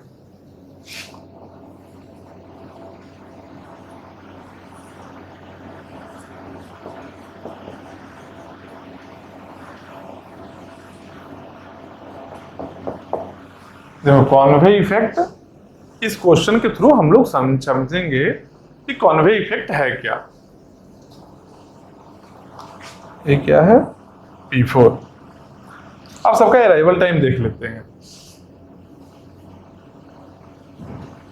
तो अराइवल टाइम मान लो 0, 1, 2, 3 मान लेते हैं। Burst time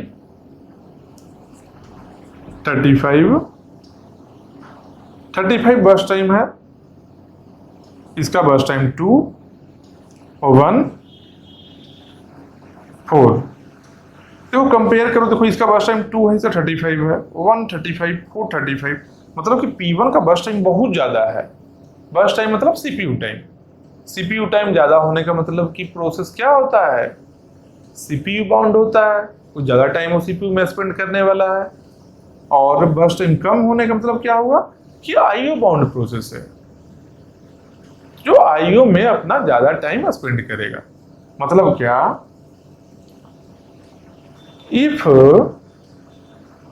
CPU bound process is followed by one or more IO bound processes, then it leads to a major effect in average turnaround time and waiting time, and this effect is known as conway effect। यही effect है जो Conway effect होता है। क्या भाई, तो इसको giant chart बनाते हैं हम लोग। ठीक, तो गेंट चार्ट यहां है, कैसे बनाए गेंट चार्ट, देखो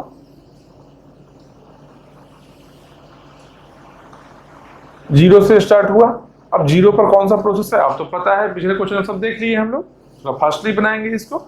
जीरो पर देखें कौन सा प्रोसेस है, जीरो पर अराइवल, देखो जीरो पर किसका है अराइवल टाइम, जीरो केवल इसका है और सबका नहीं है ना, तो P1 यहाँ आ गया, यहाँ आया P1 आया। अब P1 कितना टाइम के लिए रहेगा, नॉन प्रीएम्पशन है, P1 बीच में रुकेगा नहीं, अपना बर्स्ट टाइम कंप्लीट करेगा। तो बर्स्ट टाइम कितना है P1 का 35 है, 35 के लिए जाएगा, तो 0 से 35 कितना होगा, 0 से 35 हो गया, तो P1 क्या हुआ, कंप्लीट हो गया। ठीक, अब P2, P3, P4 तीन बचा है, तो नेक्स्ट कौन आएगा, 35 तक में देखिए कौन कौन आया, 35 तक में ए भी आया, ए भी आया, ए भी आया, तीनों आ चुका। तो जब अराइवल टाइम सबका इस टाइम से कम या इसके बराबर हो, मतलब कि रेडी स्टेट में तीनों ही प्रोसेस अवेलेबल है, तो कौन पहले यहाँ आएगा, जिसका अराइवल टाइम कम होगा। तो अराइवल टाइम तीनों में कम किसका है, देखो 1 2 3 है, तो 1 ऑब्वियसली कम है, तो P2 आएगा। तो यहाँ पर क्या आया, P2 आया, P2 क्या करेगा, अपना बर्स्ट टाइम P2 कंप्लीट करेगा। कितना बर्स्ट टाइम इसका 2 है, 2 कंप्लीट किया 35 यहाँ है, 2 कंप्लीट किया कितना हुआ, ये हो गया 37, P2 कंप्लीट हो गया, P2 भी कंप्लीट हो गया। अब बर्स्ट टाइम किसका कम है दोनों में, अवेलेबल तो पहले से ही है, तो बर्स्ट टाइम कम है दोनों में किसका है, 2 है और 3 है, 2 वाला कम है, मतलब कि P3 आया। यहाँ पर कौन आया, यहाँ पर आया P3 कितना टाइम के लिए रन कर रहा है, जितना इसका बर्स्ट टाइम है, देखो O1 है, मतलब कि O1 के लिए 37 और O1 कितना हुआ, 38 हुआ, तो P3 भी खत्म हो गया, P3 कंप्लीट कर लिया। इसके बाद क्या है, P4 आया। अब लास्ट में एक ही बच रहा है, तो P4 ही आएगा ऑब्वियसली। तो यहाँ क्या है, P4 आया, तो P4 का क्या करेगा, बर्स्ट टाइम अपना कंप्लीट करेगा। P4 का बर्स्ट टाइम कितना है, 4 है। ठीक, तो 38 प्लस 4 होगा, मतलब कितना हो गया, 42। अब सबके कंप्लीशन टाइम को यहाँ लिखेंगे। ठीक, तो P1 का कंप्लीशन टाइम कितना है, P1 का कंप्लीशन टाइम 35 है, तो P1 का कंप्लीशन टाइम हो गया 35। P2 का कितना है, 37 है, तो P2 का हो गया 37। P3 का कितना है, 38 है, तो P3 का हो गया 38। फिर P4 का कितना है, 42 है, P4 का 42 है, तो हो गया 42। अब टर्न अराउंड टाइम निकालेंगे। तो टर्न अराउंड टाइम क्या है, टर्न अराउंड टाइम क्या होता है, completion time minus arrival time, यही होता है ना turn around time. Completion time minus arrival time, completion minus arrival करो, 35 माइनस 0 कितना हुआ, 35, 37 माइनस 1 कितना हुआ, 36, 38 माइनस 2 कितना हुआ, 36, 42 माइनस 3 कितना हो गया, 39। ये टर्न अराउंड टाइम हो गया। अब वेटिंग टाइम, तो वेटिंग टाइम कैसे आएगा, TAT minus BT, turn around time minus burst time, यही है ना वेटिंग टाइम के लिए। तो वेटिंग टाइम के लिए turn around time minus burst time हुआ, टर्न अराउंड टाइम कितना 35 माइनस बर्स्ट टाइम कितना है 35, तो 0 हो गया। फिर क्या है 36 माइनस 2 कितना हो गया 34, 36 माइनस 1 तो कितना हो गया 35, फिर 39 माइनस 4 कितना हो गया 35। अब इस सबको ऐड कर लेंगे, कंप्लीशन टाइम सबको ऐड करेंगे, यहां पर टर्न अराउंड टाइम टोटल कर लेते हैं। यहां लिखो टोटल, यहां लिखते हैं ठीक, 7 5 12, 8 20, 2 22, 4 2 6, 3 9, 3 12, 3 15, मतलब कि 152 डिवाइडेड बाई प्रोसेस कितना 4 है, 1 2 3 4, 152/4 आया। ठीक, चलो इसको ऐड करते हैं। 6 5 11, 6 17 9 26,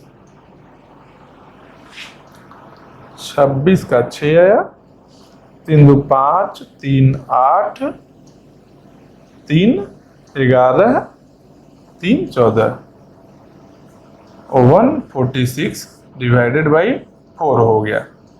ये क्या है? Turn around time. Waiting time को ऐसे ही करेंगे, 5 4 9, 5 14, 4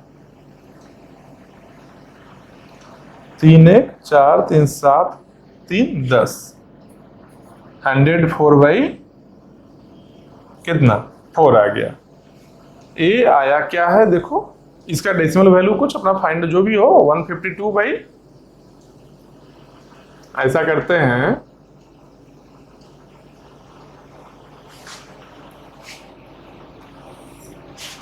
यहां पर इतना तक ही आना है, लिखते हैं साइड में ताकि डिफरेंस ऑब्जर्व कर पाओ।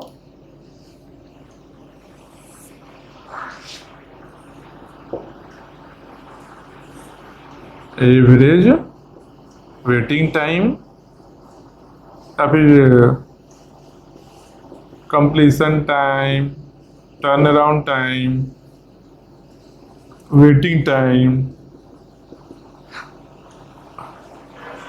ये तीनों का एवरेज करके लिखते हैं। क्या? Average completion time, turn around time, waiting time. ये क्या है? 152/4 है ना, तो 152/4 एक हो गया। टर्न अराउंड टाइम कितना है? 146/4, और 146/4 ये क्या है? 104/4, 104/4। देखो मिलाना नहीं, लो एक लाइन बना दिए, सब अलग अलग रहेगा। ठीक, अब देखो इसको करते हैं, कितना हो गया? 152/4 है, 4 से करेंगे, 4 3 12, 3 8 4 32, 38 आया। ये 4 3 12,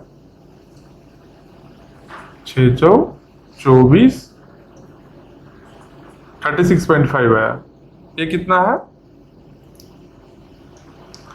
25 4 मतलब 26 आएगा। ये देखो यही वैल्यू, ये 3 वैल्यू 38, 36.5, 26 आया। ठीक, अब एक चीज केवल छोटा सा चेंज लाएंगे।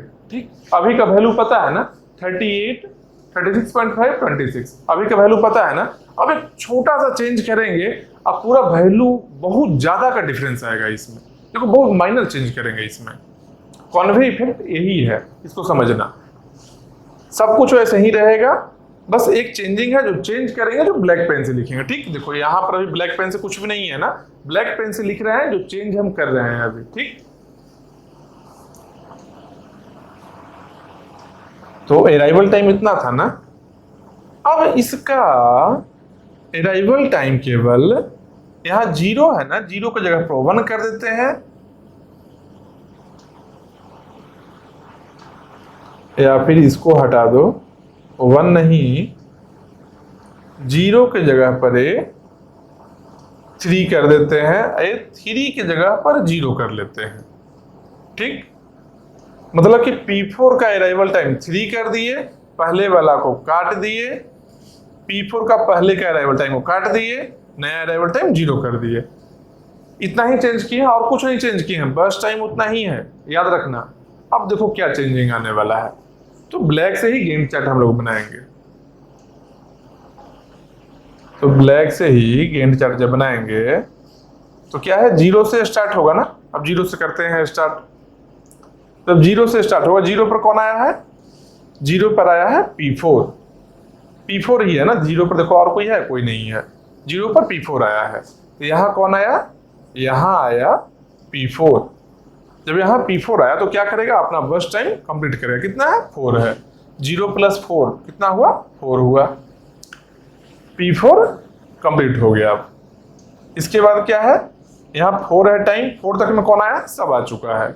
मिनिमम किसका है अराइवल टाइम, 1 2 3, मिनिमम 1 है मतलब P2 मिनिमम है, तो यहाँ आया P2। P2 कब तक रहा, P2 रहा 2 टाइम यूनिट के लिए, बस टाइम 2 है इसका, तो कितना 4 + 2 कितना हुआ, 6 हो गया, तो P2 भी कंप्लीट कर गया। इसके बाद में P2 के बाद में कौन आया, P2 के बाद में बचा कौन, P1 और P3 बचा है। P1 का 3 है अराइवल टाइम, P3 का 2 है, कम कौन है, P3 वाला ही है, 2 है, तो P3 आएगा, तो यहां आया P3। P3 क्या करेगा, अपना बस टाइम कंप्लीट करेगा। बस टाइम कितना है, 1 है, मतलब कि 6 + 1 7। अब P3 भी कंप्लीट हो गया, अब बचा एक ही है, P1 ही बचा है, P1 ही आएगा, तो एट लास्ट यहां पर आया P1। P1 क्या किया, अपना बस टाइम में भी कंप्लीट करेगा। P1 का बस टाइम कितना है, 35 है, तो 35 यूनिट टाइम के लिए एग्जीक्यूट करेगा, तो 35 7 + 35 कितना हुआ, 42 हो गया। ठीक, अब कंप्लीशन टाइम लिखते हैं ब्लैक पेन से। कंप्लीशन टाइम लिखेंगे, P1 का कंप्लीशन टाइम कितना हुआ, 42।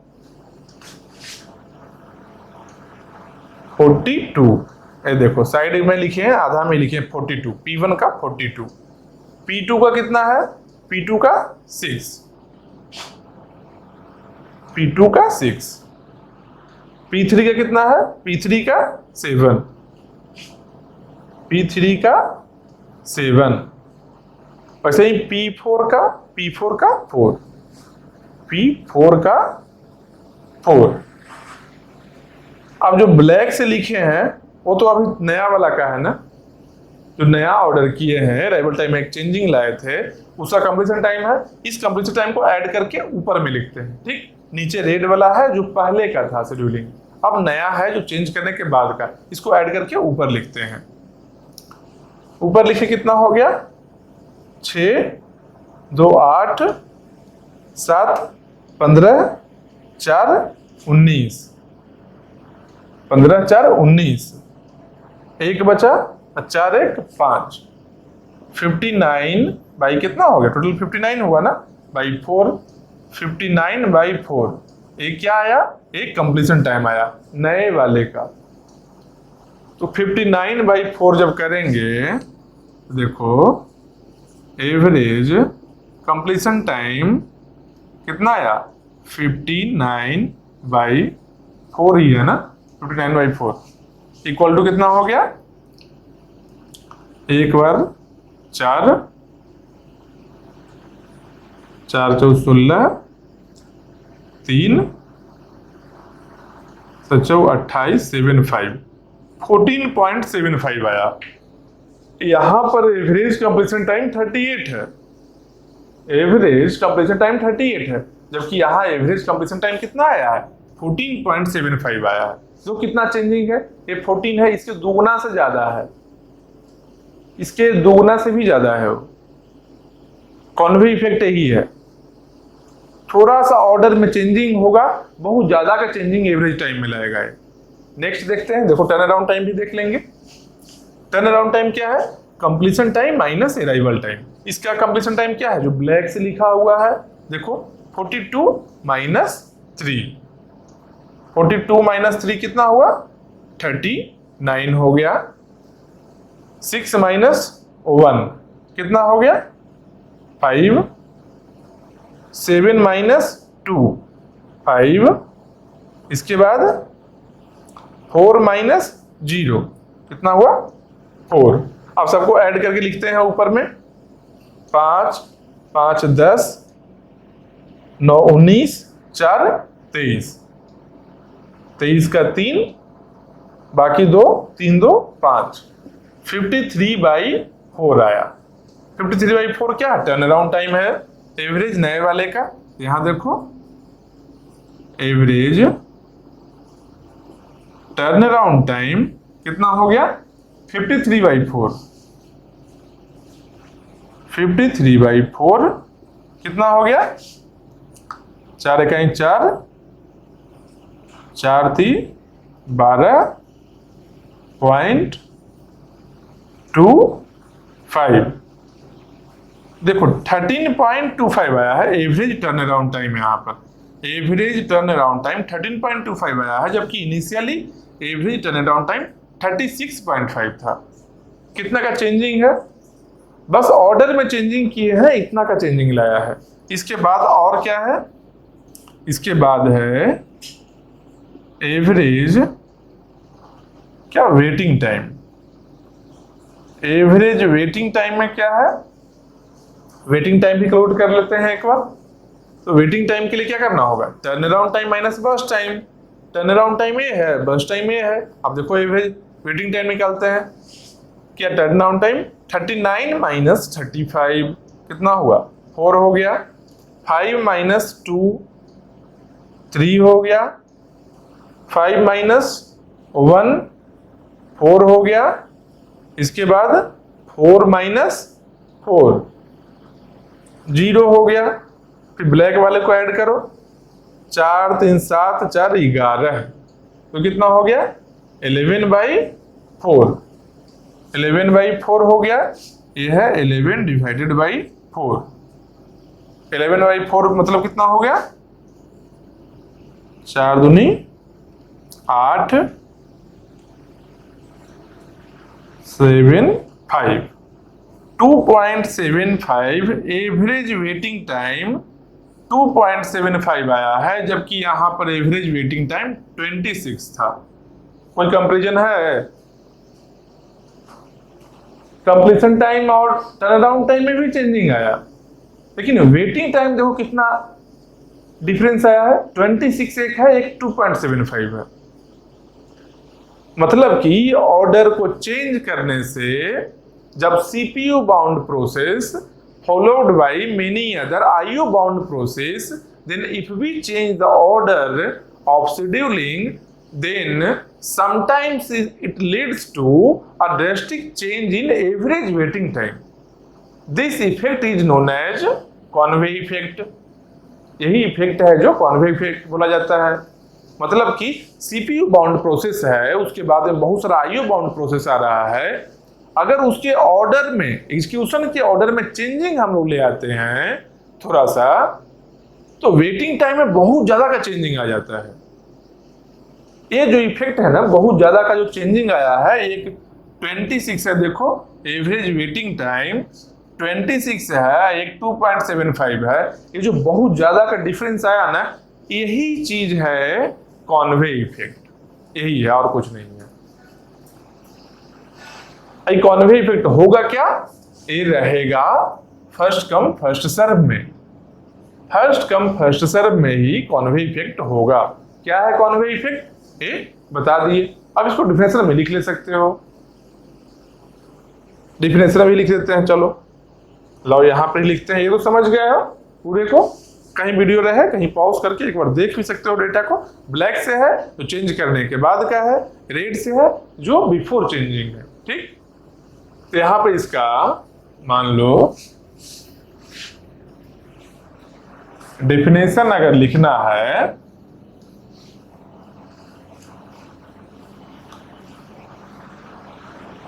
तो डेफिनेशन इस तरीके से लिख सकते हो कॉन्वे इफेक्ट का। इन FCFS if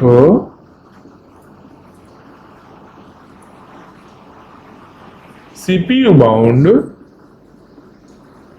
process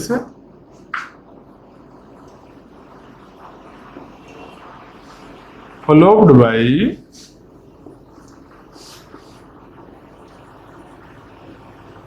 IO bound processes,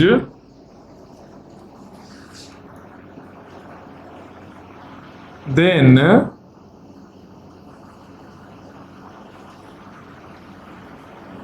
a minor change in order of execution leads to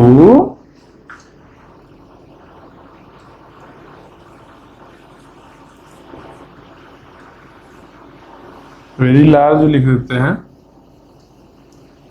leads to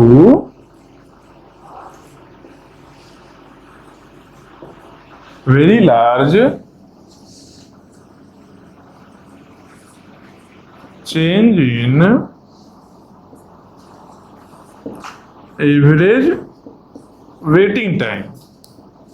actual definition यही है, कॉनवे इफेक्ट का डिफिनेशन क्या हुआ, देखो, इन FCFS if CPU bound process followed by IO bound processes, then a minor change in order of execution leads to very large change in average waiting time। मतलब एक छोटा सा चेंज करने के बाद में एवरेज वेटिंग टाइम बहुत change हो जाता है, यही कॉनवे इफेक्ट है और FCFS में ही होगा। तो FCFS देख लिए, जो फर्स्ट कम फर्स्ट सर्व है। इसके बाद हम लोग क्या देखेंगे, इसके बाद CPU शेड्यूलिंग का दूसरा एल्गो देखेंगे, बहुत सारा एल्गो है, इसको एक बार देख लो क्वेश्चन को, अगर नहीं समझ में आ रहा है इसको रिपीट करके देखना, समझ में आएगा, 100% समझ में आएगा वो चीज, ठीक। तो नेक्स्ट क्लास में अगला एल्गो बताएंगे। अगला है कौन, तो शॉर्टेस्ट रिमेनिंग टाइम फर्स्ट है, नहीं शॉर्टेस्ट रिमेनिंग टाइम नहीं फर्स्ट है, एक सेकेंड, शॉर्टेस्ट जॉब फर्स्ट, मतलब कि जो सबसे छोटा जॉब होगा वो सबसे पहले एग्जीक्यूट करेगा।